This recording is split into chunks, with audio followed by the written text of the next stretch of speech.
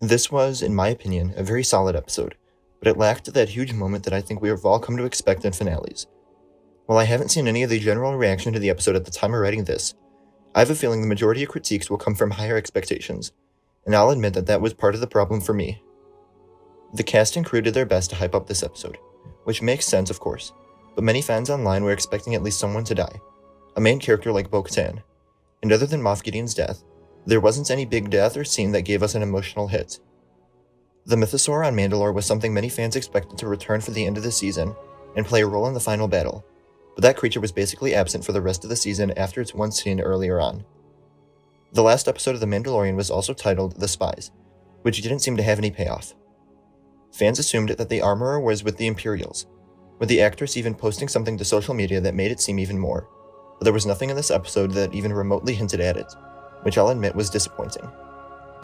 The other ones were more of a result of speculation and expecting a payoff sooner rather than later, but I think it's definitely a problem when an episode title has no meaning during either that episode or the rest of the season. There's a reason they picked that title, maybe there's something else there, but it is a confusing situation. Getting into the episode, we pick up right where we left off last episode, with the Mandalorians on the run, wolves flying back to the fleet, and Din captured, which was another thing that expectations got in the way for. Many fans were expecting for something to happen to Din, like him getting tortured by Gideon or being mind-flayed or something, but he immediately escapes Imperial capture, and it just felt like a big knock on the stakes for the episode. Yeah, something could happen down the line, we're still early on here, but the fact that the way the last episode ended was immediately resolved in this episode felt like a hit on both this episode and last episode. Just a decision that I personally wasn't a fan of. So Din escapes, the Empire launches their fighters, and then we get a short scene with Moff Gideon. I'm jumping ahead a little here, but I'm still not sure if I want him to be dead. It would sort of feel like a retcon and all, making this episode sort of meaningless, but we barely got anything from him this season, and he felt like a great villain this episode. I really like how this scene made him feel like Darth Vader, putting on the helmet and walking out with the black cape flowing behind him. He felt like a genuine threat in this episode, and I was concerned for our three main characters for all of the action sequences, but again nothing big happened to back that up in my eyes. R5 gets his little moment to be a hero, and something small that did sort of bother me was just how freely they were able to communicate. I assume the base isn't run by that many people, so there may not be someone to fill this position, but I would expect for the Imperials to either monitor or block transmissions when you know that there are Mandalorians running around. It wasn't a big deal, but it was something that I thought of during the episode. Wolves then arrives at the capital ship and is able to get everyone to evacuate, and this was a good moment for me. The acting and editing helps display the urgency, and it was cool to see all of the Mandalorians flying out of their ship to land on the gauntlets. Most of the space action here looked solid, but the one thing that I was disappointed with, which carries over into later, was that I got the impression here that Wolves would go down with the ship. He stays behind to man the guns on the capital ship, and for him it seemed like a believable action for him to go down with it. Bo-Katan took over for him as a leader, and this is instead what he can do to help everyone. But then later down the line, when he crashed into the Imperial base, he flies out the window. It makes sense, I guess, to avoid death, but it also feels like they were afraid to kill anyone here, and for a finale I feel like that's something that is expected, or some sort of major reveal at least. I felt more excited and emotional coming out of the last episode than this one, which I don't think is a good thing when we're talking about a finale that I get to sit with for another year or so until the next season, assuming we get one. There have been rumors, and they may have started writing already, but with the way this one goes, there are a lot of unfulfilled storylines that need to be wrapped up. Din then works his way into the command center, and this was a very good aspect of the episode. Most of the episode was action, which makes sense for a finale, and it was all shot and choreographed very well. There were some that really stood out to me, like later when Din fights the Praetorian guards on the platform. The framing when they enter and then we get a shot looking up at him, I really liked that. Here, he goes through the Imperial soldiers with some level of ease, and then we get a closer look at the cloning project from Gideon. It was hard to tell from the wider shots who exactly the clones were of, so I was looking forward to finding that out, but a lot about the rest of the scene felt predictable, with the clones' eyes flashing open and then Din destroying the project. We learn later on from Gideon that this was supposed to be his army, made up of Force sensitives, enhanced clones of himself, and that is something that I would have loved to see. I think that's what all of my critiques of this episode boil down to. It felt like they were afraid to make some major development, like a character death and getting to see these clones in action. They've been talked about so much, and cloning has had such a huge role in the series as a whole, and yet the payoff so far has been minimal, and it may be something never touched on again after this episode.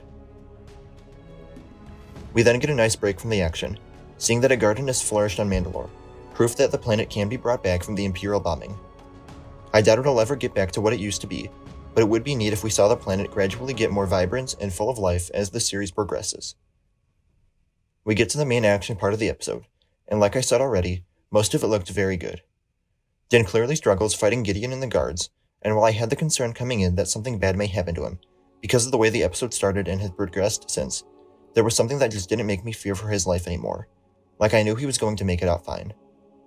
But for some reason, when Grogu stepped in to help, I got worried, even though it would be very bold of them to do anything to that character. It was sad to see IG-11 destroyed so soon, but I was glad we got to see even more Grogu and how far he's come. He hops around, avoiding the swinging blades, and then uses the Force quite a bit to protect Din. Bo-Katan steps in to help too, and even though I think her duel with Moff Gideon fell short, I did enjoy the dialogue and raw emotion behind it. These two characters have a bitter history, so even while Bo-Katan still had the mask on, I could feel the anger emanating off of her, and I was so glad that her helmet ended up being taken away, because we could finally see her facial expressions, which only made it better. The Darksaber is destroyed in the battle, which could mean a lot of different things going down the line, but I'll probably get into that in another video. The ship crashes into the Imperial base, probably killing Moff Gideon, although I wouldn't be surprised if he returns again with some cybernetics or something. And we also get a huge display of the Force from Grogu, and I loved how the one shot called back to Season 1, where we saw him do this on a much smaller scale on Navarro. There's what I assume to be a small time jump, and then we meet up with the Mandalorians again at the Living Waters. At this point, I was still hoping for something big with either the Armorer or the Mythosaur, so I wasn't a huge fan of what we did get. But we see Din formally adopt Grogu, now Din Grogu, so that he can become a Mandalorian apprentice. There's a small scene where Grogu seems to connect with the Mythosaur through the Force, but I think that was just a reminder that the beast is still there. The Forge is relit, Mandalore is officially reclaimed by its people, and then we get a few scenes where Din goes out with Grogu to meet a few people. He meets with Teva, and it looks like next season he'll be back as a bounty hunter, going after some Imperials, which may be how his story connects to Ahsoka and the Return of Thrawn as we start to see these shows overlap ahead of the movie. We finish up at Navarro, where we see the return of speaking IG-11, and then we end with Din and Grogu on a small homestead.